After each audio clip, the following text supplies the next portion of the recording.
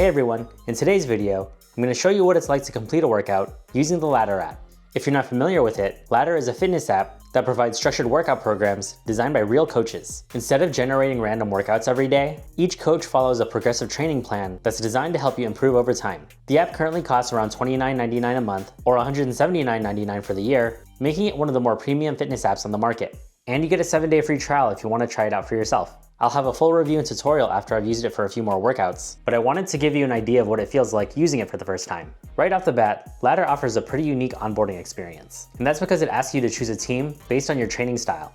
The available styles include bodybuilding, CrossFit, HIIT, hybrid training, interval strength training, kettlebell training, Pilates, prenatal fitness, push-pull training, running, and yoga.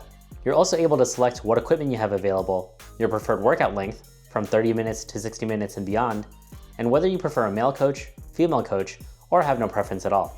Once you've made your selections, Ladder recommends coaches and teams that may be a good fit for you. Each coach has a profile where you can learn about their training philosophy, experience level, average workout duration, recommended equipment, certifications, personality traits, workout split, and even preview some of their programming. One thing that stood out to me is that Ladder emphasizes that their programs are designed by their coaches. Rather than generating random workouts week to week, coaches build programs intentionally to gradually help you improve strength, endurance, and consistency over time. Since I wanted to see how this app could help beginners at the gym, I chose Coach Nicole from Team MoveWell. Her profile highlighted beginner-friendly strength and endurance training, which seemed like a great fit for this test. The first workout assigned to me was a welcome workout. Before we even started exercising, Nicole introduced herself and walked through the structure of the workout. This first workout is a preview of my programming style, and I'll be with you every single step of the way. After starting the workout, the app immediately connected to my Apple Watch. The workout began with a guided warm-up. Nicole provided voiceover instruction throughout the entire warm-up while demonstrating each movement on screen. Let's start down on our mat in cat-cow. We're going to connect this to our breaths. So as you inhale, let's drop your belly, lifting your chest into cow. The warm-up consisted of 30 seconds each of cat-cows, left lunge openers, and right lunge openers. Throughout the workout, the timer was visible both on my phone and on my Apple Watch, making it easy to see how much time remained in each interval. About 10 seconds before the timer expired, the app played an audio cue and my Apple Watch vibrated, letting me know it was time to prepare for the next movement. Next, we moved into the squat and row portion of the workout. This section consisted of 12 goblet squats, 12 bent over rows, and 20-second plank holds. The exercises were performed as a circuit, and we completed the entire sequence twice with designated rest periods between rounds. The next section focused on hinges and curls. For this circuit, we completed Romanian deadlifts, bicep curls, and upright rows. We worked through the circuit for 2 rounds with rest periods in between. After that, we moved on to some floor work.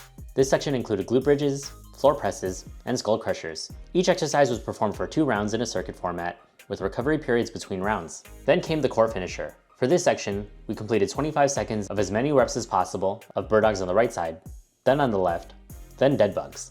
We repeated the circuit twice with rest between rounds. Finally, the workout wrapped up with a cool down consisting of 30-second holds of child's pose, thread the needle left, and thread the needle right.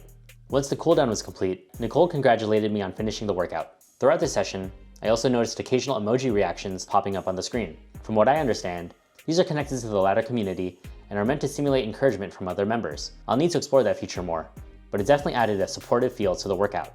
Another nice feature is that you can log the weight used for each exercise, allowing the app to keep track of your performance over time. After finishing the workout, you're presented with a detailed workout summary that includes your duration, calories burned, total volume, reps completed, heart rate data, and earned badges. You can even review your heart rate throughout the workout to see how your intensity changed over time. So what did I think? What I liked most was how personalized the experience felt. Because I was able to select my preferred training styles, workout duration, equipment availability, and coach preferences, it was like I was choosing a coach who was genuinely aligned with the same goals I had, rather than downloading a generic workout app. I also really enjoyed Nicole's coaching style. Every movement was explained clearly, the demonstrations were easy to follow, and the workout felt very human. Nothing felt robotic or computer generated. Since she was explaining everything the whole time and providing coaching cues throughout the movement, it felt like a real coach had designed the workout and was guiding me through it step by step. I also appreciated how the workout was organized into sections, like squats and rows, hinges and curls, and floor work. There was a clear rationale behind how the exercises were grouped together, which made the workout feel intentional rather than random. As someone who designs HIIT and group fitness classes, the overall workout experience felt very familiar. It did a surprisingly good job of recreating the feeling of attending a coach-led fitness class. The app itself is also extremely polished. The timers, exercise demos, progress tracking, and workout previews all felt very premium. Another feature I liked was that before each section, Nicole explained what was coming up and what the focus of the block would be. That helped me feel more prepared and engaged throughout the workout. Although the workout moved at a fairly quick pace, I actually view that as a positive.